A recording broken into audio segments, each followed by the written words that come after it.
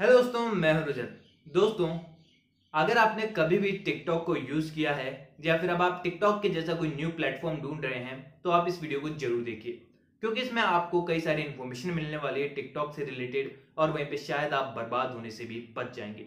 तो दोस्तों, सबसे पहले तो आप इस मैसेज को देखिए। ये जो मैसेज है वह सोशल मीडिया पर लगातार वायरल हो रहा है।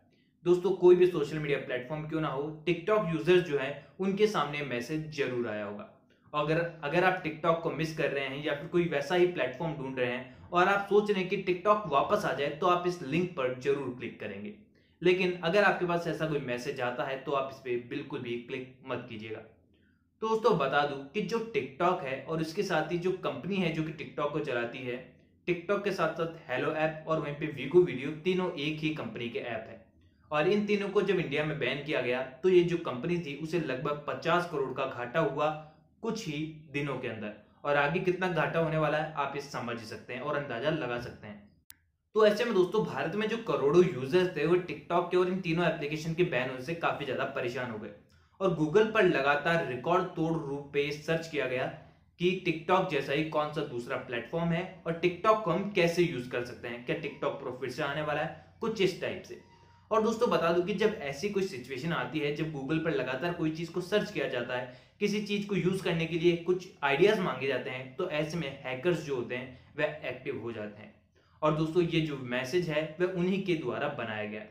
दोस्तों, सबसे पहले तो आपको इस बात को जान लेना चाहिए कि अगर आपके पास कोई ऐसा मैसेज आता है कि आप टिकटॉक प्रो को इस लिंक पे जाकर आप फिर से यूज कर सकते हैं, तो आप इस पे बिल्कुल भी क्लिक मत कीजिएगा। क्योंकि जब आप इस लिंक पे जाते हैं तो आपसे कई सारे अप्रूवल मांगे जाते हैं, यानी आपकी फोन मेमोरी को यूज करने के अप्रूवल मांगे जाते हैं। और भी जो हम एप्लीकेशन यूज करते हैं उनमें स्टार्टिंग में जब स्टार्ट करते हैं, उसे लॉग इन करते हैं, तो वो सभी चीजें इसमें भी आती है।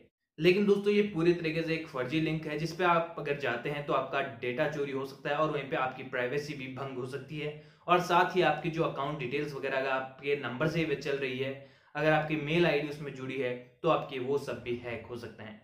तो दोस्तों, सबसे पहले तो ये बात है कि आप इस लिंक पर बिल्कुल भी मत जाइए, क्योंकि टिकटॉक प्रो जैसी कोई भी चीज अभी इंडिया में फिर से यूज करने की इजाजत नहीं दी गई है।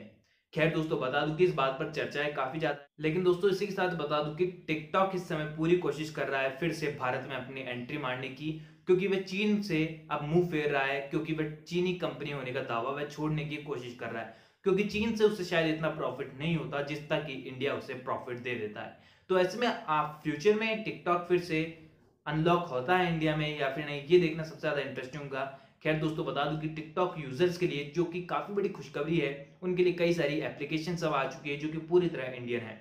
दोस्तों, सबसे पहले तो जो मित्रो ऐप था वह आया था जब टिकटॉक बैन नहीं भी हुआ था, तब भी मित्रो आ चुका था। और कई यूजर्स थे जो जिन्हें उसको यूज किया, क्योंकि बहुत छोटी सी एप्लीकेशन है और सेम लगभग टिकटॉक जैसी ही है, और हर अपडेट के बाद नए नए फीचर्स हमें दे रही है।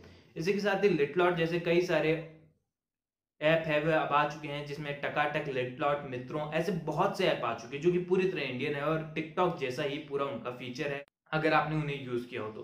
दोस्तों, अगर आपके पास भी कोई ऐसी लिंक आती है, मैसेज आता है, तो आप उसमें बिल्कुल भी नहीं आए और सतर्क रहें कि ऐसे कोई भी लिंक पर आप नहीं जाए। क्योंकि अगर टिकटॉक अनबैन होता है इंडिया के अंदर तो आपके पास सूचना आ ही जाएगी, क्योंकि टिकटॉक बहुत पॉपुलर ऐप था इंडिया के अंदर और उसके लाखों करोड़ों यूजर्स भी थे।